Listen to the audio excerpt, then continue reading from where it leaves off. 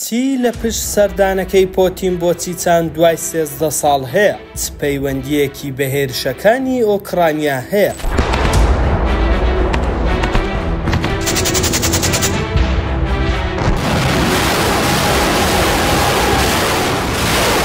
لا سەردانێکی لە ناکاو دوای 13 ساڵ ڤلادیمیر پۆتین سەرۆکی رووسیا گەیشتە کۆماری چیچان لەلایەن ڕەمەزان قەدیرۆڤ سەرۆک کۆمار پێشوازی لێکرا. سەردانە لە ناکاوەکەی پۆتین بۆ چیچان دوای ئەوە دێت لە 2 هەفتەی ڕابردوو هێزەکانی ئوکرانیا هێرشی پێچەوانەیان دژی رووسیا دەست پێکرد، چەند ناوچەیەکی سنووری رووسیاشیان داگیر کردووە. پۆتینیش بۆ وەڵامدانەوە و سنووردانان بۆ هێرشەکانی ئۆکرانیا داوای لە هێزەکانی سوپای چیچان کردووە بۆ ئەوەی لە ناوچەی کورسک بڵاو ببنەوە و سنوورێک بۆ هێرشی سوپای ئۆکرانیا دابنن کە بەدەیان گوند و شارۆچکەیان داگیر کردووە. پۆتین لە سەردانەکەیدا چووە مزگەوتێکی چیچان لەوێ بۆ ڕاکێشانی سۆزی موسڵمانانی کۆمارەکە قورئانێکی کۆنی بە ئاڵتوندا پۆشراوی لە باوەش گرت و ماچی کرد، لەگەڵ قەدیرۆڤ وێنەی یادگاریان گرت. سەردانەکە بەپێی بۆچوونی چاودێران زیاتر بۆ هاندانی سەربازانی چیچانە لە بارەکانی شەڕ. پۆتین دەیەوێت پیشانی بدات کە ئەو گرنگی بە چیچانیەکان دەدات. پەیوەندیەکی نزیکیشی لەگەڵ ڕەمەزان قەدیرۆڤ هەیە.